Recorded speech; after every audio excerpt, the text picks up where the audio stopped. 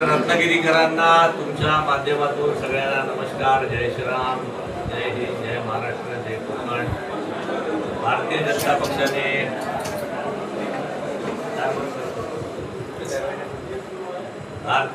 पक्षाने नुकतीच विधान परिषदेवरती माझी नेमणूक केली, निवडून आणलं. त्याबद्दल भारतीय जनता पक्षाचे माझे राष्ट्रीय नेते, त्याचबरोबर माझे राज्यातले नेते देवेंद्रजी फडणवीस साहेब, माननीय मुख्यमंत्री, महाराष्ट्राचे अध्यक्ष अजित चव्हाण साहेब, आमचे महाराष्ट्र नेते नारायणराव राणे साहेब, विजयजी राणेजी, आमचे केंद्रातले विनोदजी तावडे साहेब, महाराष्ट्राचे इतर सगळे मंडळी, त्याचबरोबर ज्यांनी माझ्या रत्नागिरी समुद्रातल्या ज्या माझ्या नेत्या कार्यकर्त्यांनी दोन जठार आमदार व्हावा यासाठी त्यांनी शुभेच्छा दिल्या, माझे पत्रकार मंडळी, पोलीस मंडळी, जनता, या सगळ्यांचे मी आभार मानतो. आणि या विधान परिषदेवरती मी कार्यकर्त्यांचा आमदार म्हणून भारतीय जनता पक्षाने माझं 100ची यादी, 30ची यादी करत 5च्या यादीमध्ये मला स्थान दिलं. त्याबद्दल मी आपल्या माध्यमातून मी या सगळ्यांचे आभार.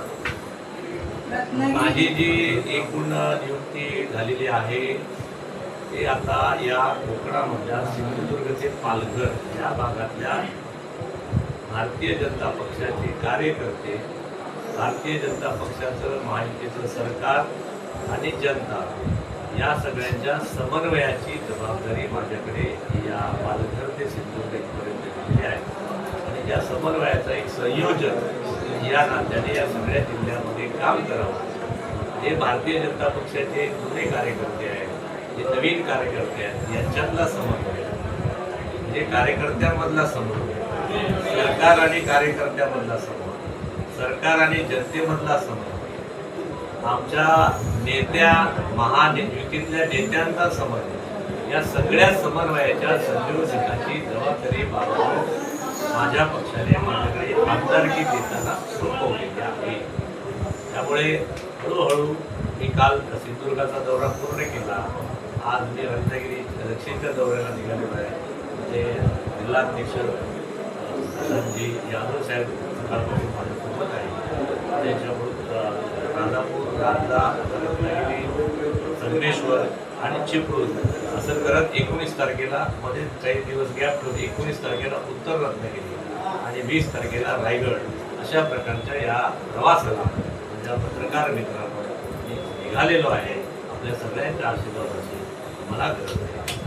आमदार म्हणून तुमचं पहिलं काम काय असेल या जिल्ह्यात, रत्नागिरी जिल्ह्यात? मी सांगितलं ना, माझं पहिलं कामच म्हणजे मला कामच डेप्यूट केलंय. माझं काम डेप्यूट केलंय समन्वयाचं जिल्ह्यामधल्या. आता तुम्ही रत्नागिरी विचारलं तर रत्नागिरीच्या दोन्ही जिल्ह्यामध्ये कार्यकर्त्यांमधला जास्तीत जास्त समन्वय वाढवणं. आणि भविष्यामध्ये 2029ला बघा, पक्ष हा कधीही युतीत चालत नाही, सत्ता युतीत असते, निवडणुका युतीत होतात. पक्ष हा नेहमी 100% चालतो, पक्ष युतीत नाही चालत. त्यामुळे पक्ष संघटना ही काही युतीत नसते, ती प्रत्येकाची आपली असला पक्ष आहे. तो पक्ष 100%च वाढवायचा असतो, संघटना वाढवायची असते. ते काम माझी प्रायोरिटी आहे.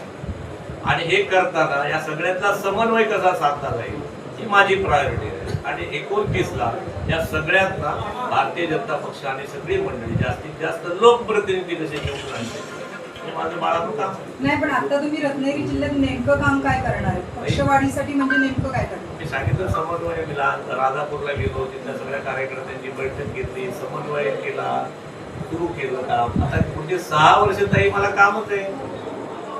समन्वयाने, नम्रपणाने जे जे चांगलं काम होईल ते करणार. हळूहळू संघटना वाढीवचं काम करणार आणि काही 100% भाजपा करणार. 2029ला भाजप स्वबळावर रत्नागिरी जिल्ह्यात लढेल अशी तिथपर्यंत पक्ष नेऊन माझं कामच नाही स्वबळावर लढणार. मी सांगितलं ना, पार्टी ही 100%च काम करते, संघटना ही 100% असते. निवडणुकीच्या वेळेला नेते ठरवतात युतीत लढायचं का, महायुतीत लढायचं का, आणखी कुठल्या युतीत लढायचं. ते माझं कामच नाही. ते माझं काम नाही. माझं काम संघटना बळकट करणं, सरकारच्या सगळ्या योजना माझ्या कार्यकर्त्यांच्या माध्यमातून शेवटच्या माणसापर्यंत पोहोचवणं आणि कुणी रंजला गांजला राहणार नाही. अंतिम माणसापर्यंत अन्न, वस्त्र, निवारा या ज्या सगळ्या गोष्टी सरकारच्या सुविधा आहेत त्या पोहोचवण्यासाठी ही माझ्या पक्षाच्या कार्यकर्त्यांची एक ब्रिगेड तयार करणं. म्हणजे उद्या एखाद्या महिलेवरती जर एखाद्या विषयभंगाचा प्रयत्न झाला तर सरकार धावून येईल की नाही माहित नाही, पोलीस येतील की नाही माहित नाही, व भारतीय जनता पक्षाचा कार्यकर्ता पहिला पोचला पाहिजे. हे सोडा, त्याने अशा प्रकारचा प्रसंग होऊच द्यायचा नाही. अशा प्रकारची दहशत ताकद माझ्या कार्यकर्त्यांची निर्माण व्हावी. माझा कार्यकर्ता हा स्वतःच गृहमंत्री असं समजून काम करावा. अशा प्रकारचं काम उभं करण्याची जबाबदारी बाळगतो माझ्याकडे. हे खूप मोठं काम आहे, मला वाटतं ते मी करतो. आपले कार्यकर्ते फार सौम्य, मग तुम्ही आक्रमक कशा प्रकारे करता? मी पण सौम्यच आहे. मी एवढा सौम्य आहे की ज्या राणेसाहेबांच्या विरोधात निवडणूक लढलो सौम्यपणे, गोडपणे, मी त्यांनाच माझ्या पार्टीत आणून माझी पार्टी 100% करून टाकली. कुंडली जोरदे अरे विठ्ठल. त्यामुळे तो प्रयोग मी रत्नागिरीत करणारच नाही असं मी तुला म्हटलं नाही. रत्नागिरीत कोण आहे? ते काय सांगणार नाही. त्याला 3 वर्षानंतर भेटा. माझ्या प्रयोगाला सुरुवात तर करू दे. 3ऱ्या अंकाला भेटा. हा पहिला अंका राजाला जरा उभा करावं ते वाट बघा. दिग्दर्शक आलेला आहे. गणपती बाप्पा मोरया. तर एकच पहिलीला कडाडून समर्थन केलेलं पाहायला मिळालं. आज पुन्हा एकदा त्याच नाणार परिसरामध्ये बॉक्साईटचा प्रकल्प येतो आहे. त्या ग्रामस्थांचा पुन्हा एकदा विरोध पाहायला मिळतोय. काय कसं बघता याच्याकडे? माझ्या माहितीप्रमाणे हे जे प्रकल्प आहेत ते पर्यावरणपूरक असावे या मताचे मी 100% आहे. बॉक्साईटचा जो काही प्रकल्प आहे त्यातनं रोजगार निर्माण होणार आहे का? बॉक्साईटच्या खाणीचं काम आणि रिफायनरीचं काम याची तुलनाच होऊ शकत नाही. कारण खाणीमध्ये ते उकरून ते सगळं घेऊन मटेरियल लोक निघून जाणार आहे, खड्डे शिल्लक राहणार आहे. म्हणून लोक विरोध करतायत. मी त्यांच्या मताशी सहमत आहे. रिफायनरीमध्ये असला प्रकार नव्हता. रिफायनरी म्हणून बाळानो तुमच्या माध्यमातून तो प्रकल्प होईल का मला माहित नाही. आंध्र प्रदेशमध्ये चंद्रबाबू नायडू घेऊन गेले. मी जाऊन बघून आलो. त्यांनी जागा दिली. जोरदार काम चालू आहे. 2-4 लाख पोरांना रोजगार देणार. त्याने त्यांचं काम बळकट केलं. आम्ही पळवून लावला. अरे म्हणून आता तुमच्या माध्यमातून सांगा रिफायनरीचा प्रकल्प लोकांना अजूनही व्यवस्थित कळला नाही असं मला वाटतं. एवढा प्रचंड रोजगार देणारा, समुद्राचा उपयोग होणारा, समोर आपल्याकडे क्रूड ऑइल असणारा झाला नाही. पण बॉक्साईड होतंय त्याचं काय? मी सांगितलं नाही. तर लोकांचा विरोध असेल तो सरकार त्याची दखल नक्कीच घेईल. इथले आमदार घेतील. स्थानिक आमदारांनी राजापूरच्या त्याला विरोध केलाय. मग का बरोबर केला असेल. मी त्यांची माहिती घेतो. माझं तर म्हणणं तेच आहे. जर अशा प्रकारचे खनिकर्माचे उद्योग या पर्यटनाच्या जिल्ह्यात होऊ नयेत असं माझा आग्रह आहे. सर आणखीन एक विषय राजकारणाचा. संदेश पारकर शिंदे शिवसेनेच्या गटात जाणार अशी शक्यता वर्तवण्यात आलेली आहे. कालच राऊत साहेब असं म्हणाले, विनायक राऊत, की निवडणूक झाल्यानंतरच आम्ही त्यांच्या नावावरतीच पाणी सोडलंय म्हटले. बाळानो आम्ही कोणावर पाणी सोडत नाही. सगळे आमचे. मी तर म्हणतोय वसुधैव कुटुंबकम वाले, वयम पंचाधिकम शतम वाले आम्ही.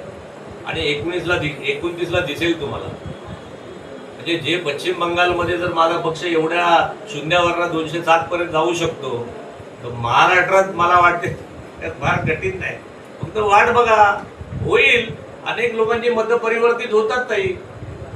सरकार बनणं वगैरे तो त्या 29च्या शेवटच्या 2-4 महिन्यातला विषय. आज आमचा निवडणूक हा विषयच नाहीये. आज कार्यकर्ता संघटन. संदेश पारकर महायुतीमध्ये येतील. मी काय बोललो नाही त्याला. असं काय बोललो नाही. आणि त्याला जर महायुती द्यायचं तर ते स्वागतच आहे. माझ्याकडे आले तर घेणार का? मला स्वागतच आहे आमच्या पक्षात. माझा पक्षाची दर सताळ उघडी आणि आम्हाला घेऊन सगळ्यांना 100% करायचंच आहे बाळानो. त्यामुळे आम्हाला कोणी अविषय नाही, माणूस नाही. बरोबर आहे. पत्रकार मंडळी पण आमच्याकडे लवकर या. आम्ही तुमचं पण स्वागत करतो. धन्यवाद.